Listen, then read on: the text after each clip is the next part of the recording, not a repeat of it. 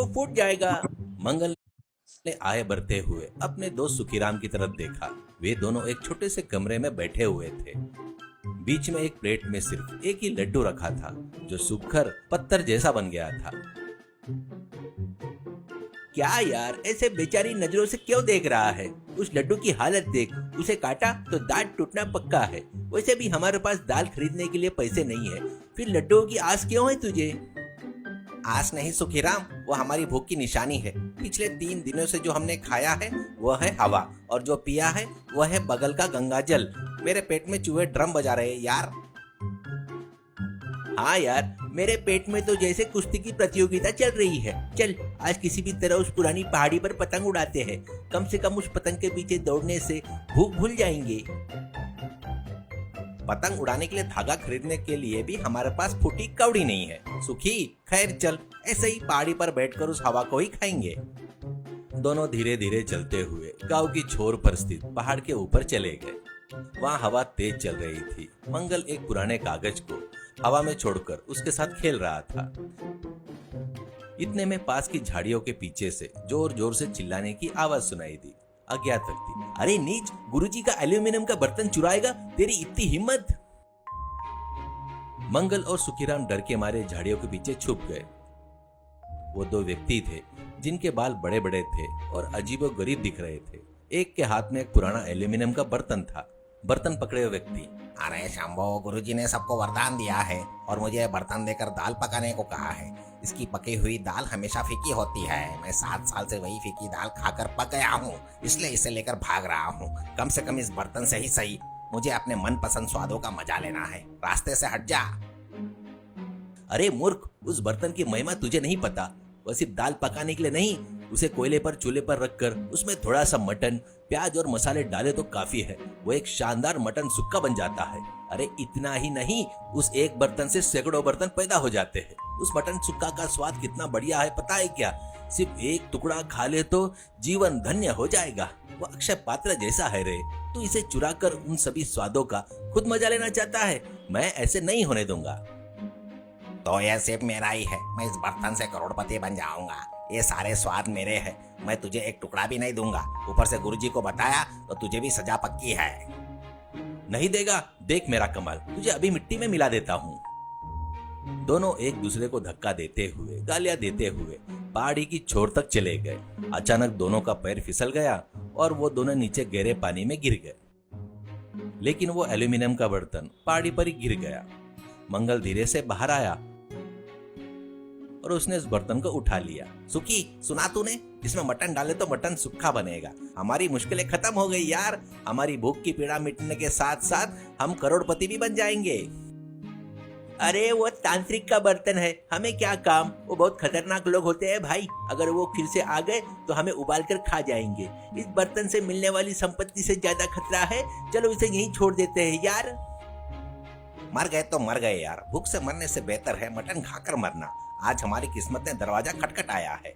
इसे ऐसे ही छोड़ देना मूर्खता है। चल। अगले दिन गांव के बीचों बीच में एक छोटी सी ठेला गाड़ी नजर आई। उस पर बड़े अक्षरों में मंगल का ट्रेडिशनल मटन सुक्खा लिखा था। मंगल ने उस जादुई बर्तन को कोयले पर रखा, थोड़ा सा मटन और मसाले डाले। चमत्कार, बर्तन से खुशबूदार महक आने लगी। इतने में आश्चर्यजनक रूप से उस चूल्हे पर 10 और बर्तन प्रकट हो गए। सभी में गर्मा गर्म मटन सुक्खा तैयार था। पहले ग्राहक के रूप में धनीराम नाम का एक मोटा व्यक्ति आया।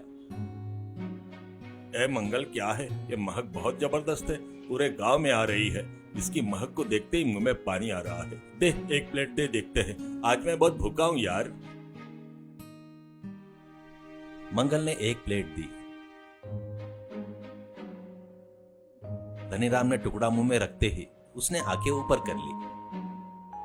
आहा, क्या स्वाद है बाबू, स्वाद दिख रहा है। इतना बेहतरीन स्वाद मैंने अपनी जिंदगी में कभी नहीं चखा। इन टुकड़ों का रस, मसाले की महक, उफ, बता नहीं सकता। और 5 प्लेट पार्सल बांध दे यार। असल में बर्तन क्या है, ऐसे ही पैदा हो रहा है क्या? तू इतना स्वादिष्ट पकाता है, मुझे तो कभी नहीं पता था। वो मेरे हाथों का जादू है धनीराम जी। खाया, पैसे दीजिए, चले जाओ। ऐसा ही होना चाहिए। अब से मैं इस गांव का महान बावर्ची बन जाऊंगा। कुछ ही दिनों में मंगल ने बहुत पैसे कमा लिए, अपनी बहन की शादी तय कर ली। घर सारा राशन से भरा था। लेकिन मंगल में एक बदलाव आया। अगर कोई भूखा आता तो उसे मुफ्त में मटन सूखा खिलाता था। उसके मन में गरीबों के प्रति दया थी। वो इस बर्तन की वजह से और भी बढ़ गई थी।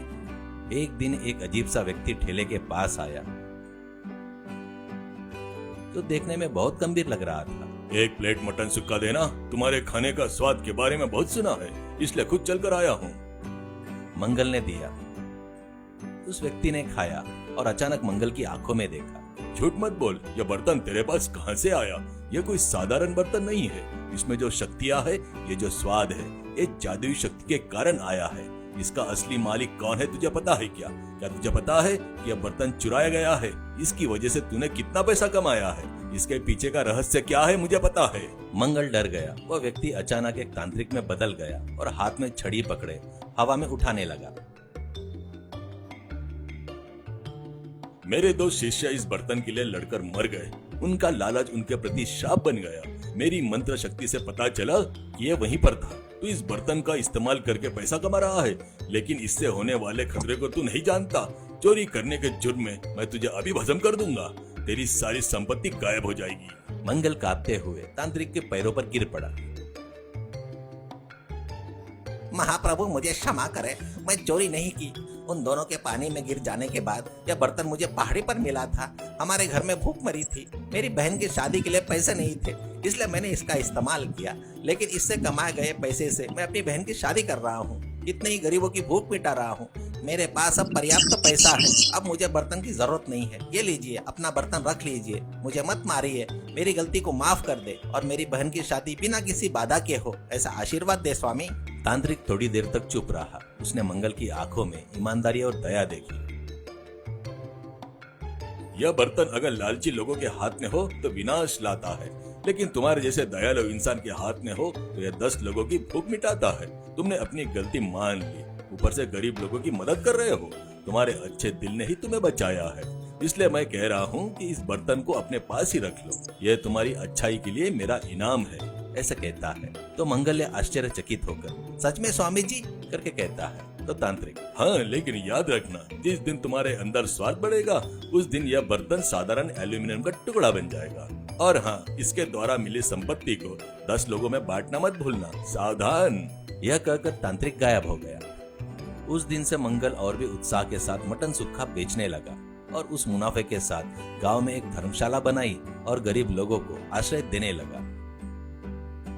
सीख, जब हालत के चलते हमें कोई संपत्ति मिलती है तो उसे सिर्फ अपने स्वार्थ के लिए ही नहीं बल्कि दूसरों की भलाई के लिए भी इस्तेमाल करें और वह हमारे पास हमेशा रहती है। ईमानदारी हमेशा हमारी रक्षा करती है।